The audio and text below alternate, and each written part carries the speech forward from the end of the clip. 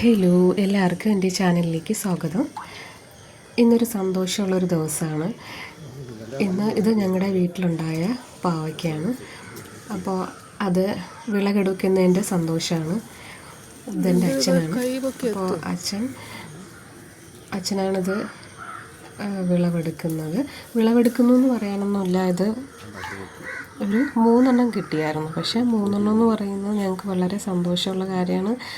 ഞങ്ങളുടെ നട്ടിട്ട് അതുണ്ടായി എന്ന് പറയുമ്പോൾ അത് ഒരു പ്രത്യേക സന്തോഷമല്ലേ. അപ്പോൾ ഞാനിന്ന് കരുതി ഇതുകൊണ്ട് പാവയ്ക്ക കൊണ്ടൊന്നൊരു വിഴുക്കുണ്ടാക്കാമെന്ന് കരുതി.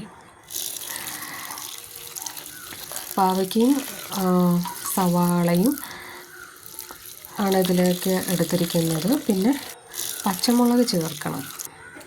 പച്ചമുളകും സവാളയും ആണ് ഇതിനേക്ക് വേണ്ടി ചേർക്കേണ്ടത്. അല്ലാതെ വേറെ തേങ്ങയൊന്നും ചേർത്ത് വയ്ക്കുന്നില്ല തൽക്കാലം. തേങ്ങ ചേർത്തും വയ്ക്കാം, എങ്ങനെ വെച്ചാലും ഇത് കഴിച്ചാൽ നല്ല ഗുണമുള്ള സാധനമാണ്. ഞാൻ നോക്കിയപ്പോൾ പച്ചമുളകില്ല. അപ്പോൾ നമ്മുടെ വീട്ടിൽ തന്നെ പാൽമുളകുണ്ടായിരുന്നു.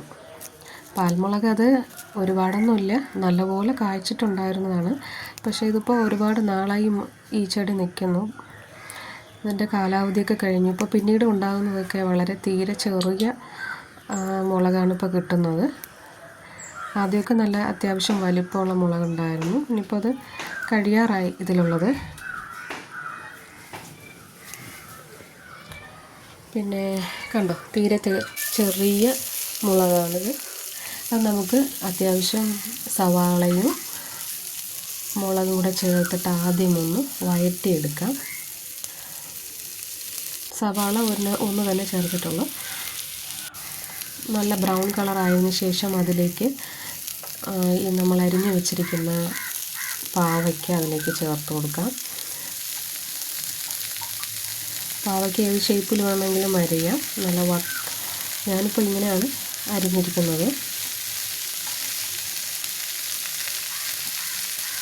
എല്ലാവരും ഇതിലേക്ക് മഞ്ഞൾപ്പൊടി ഉപ്പും ചേർത്തിട്ട് നമുക്ക് നല്ലോണം ഒന്ന് വഴറ്റി കൊടുക്കാം. എല്ലാം ഒന്ന് മിക്സ് ചെയ്ത് കൊടുക്കാം. സവാള നല്ല വഴണ്ടാണ് ഇരിക്കുന്നത്, അതിലേക്കാണ് നമ്മളിത് ചേർത്തത്.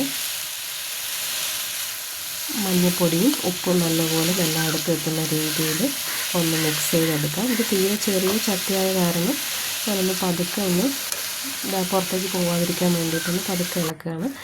എന്നിട്ടൊന്ന് അടച്ചു വയ്ക്കാം. കുറച്ച് വെള്ളം ചേർത്തിട്ടാണ് അടച്ചു വെച്ചത്. അപ്പോൾ ഇന്ന് കിട്ടിയ മീനെന്ന് പറയുന്നത് കൊഴിയാള മീനും നെത്തോലി മീനുമാണ്. അപ്പോൾ കൊഴിയാളയുടെ കൂടെ നെത്തോലി കുറച്ച് ഫ്രീ ആയിട്ട് തന്നതാണ്. വേണമെങ്കിൽ നമുക്ക് പൊരിക്കാൻ കണക്കാക്കിയവർ തരുന്നതാണ്. അപ്പോൾ ഞാനിന്ന് കരുതി ഇന്നൊരു മീൻകറിയും വെച്ചിട്ട്, കൊഴിയാള മീൻകറിയും വെച്ചിട്ട് ഈ നെത്തോലി ഒന്ന് ഫ്രൈ ചെയ്യാമെന്ന് കരുതി. ഒരു 10 ഉണ്ടാവും, ശരിക്കും അത്ര തന്നെ ഉണ്ടാവുള്ളൂ. അതിലേക്ക് മഞ്ഞൾപ്പൊടിയും മുളക് പൊടിയും ചേർത്തിട്ട് ഉപ്പും ചേർത്ത് നല്ലവണ്ണം ഒന്ന് മിക്സ് ചെയ്യാം. കറിവേപ്പില, ഇഞ്ചി, വെളുത്തുള്ളിയൊക്കെ ചേർത്ത് കഴിഞ്ഞാൽ കുറച്ചുകൂടി നല്ല ടേസ്റ്റ് ആയിരിക്കും. പക്ഷേ ഇതൊന്നും ഇവിടെ ഇല്ലാത്ത കാരണം മഞ്ഞൾപ്പൊടിയും ഉപ്പും മുളക് പൊടിയും മാത്രം ചേർത്തു. അങ്ങനെ നമുക്കത് ഫ്രൈ ചെയ്തെടുക്കാം. പിന്നെ നല്ലപോലെ ഒന്ന് ഫ്രൈ ചെയ്ത് ഒരു പ്രാവശ്യം എടുക്കാൻ തന്നെ ഉണ്ടായിരുന്നുള്ളൂ. അത് കഴിഞ്ഞ് മീൻകറി അത്യാവശ്യമായി. അതിനുശേഷം നമുക്ക് ഊണ് റെഡിയായി, ചോറ് കഴിക്കാം. നല്ല ചൂട് ചോറാണ്. അപ്പോൾ എന്താണ് ഇന്നത്തെ വിഭവങ്ങൾ? ഒരുപാടൊന്നുമില്ല, നല്ല ചൂട് ചോറാണ്. അതിൻ്റെ ആവി ഇങ്ങനെ പറന്ന് കാണാം.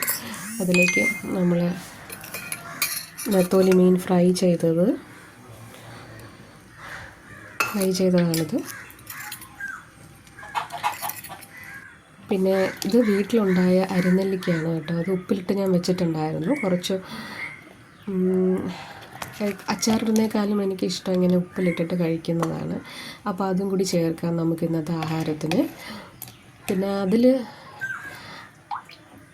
അതിൽ കുറച്ച് മുളകിട്ടിട്ടുണ്ടായിരുന്നു. അതിങ്ങനെ ഞരടി ഇങ്ങനെ കഴിക്കുമ്പോൾ ഒരു പ്രത്യേക ടേസ്റ്റാണ്. പിന്നെ അതിലുള്ള ഉപ്പ് വെള്ളം ഞാൻ ആ ചോറിൽ കൂടെ ചേർത്തു. അതിങ്ങനെ വിരകി കഴിക്കുമ്പോൾ അതൊരു പ്രത്യേക ടേസ്റ്റാണ്.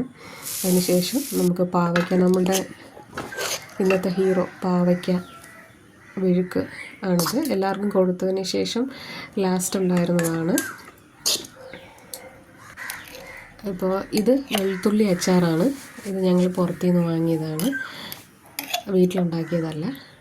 ഇത് അത്യാവശ്യം ചോറിന് വേണ്ടിയിട്ട് അതും ചേർക്കാം. പിന്നെ മീൻ കറി കൊഴിയാള മീനാണ്. അയലച്ചമ്പ എന്നൊക്കെ എല്ലായിടത്തും പറയാം. പാലക്കാട് അയലച്ചമ്പ എന്ന് പറയുന്നത്, തിരുവനന്തപുരത്ത് കൊഴിയാള എന്ന് പറയും.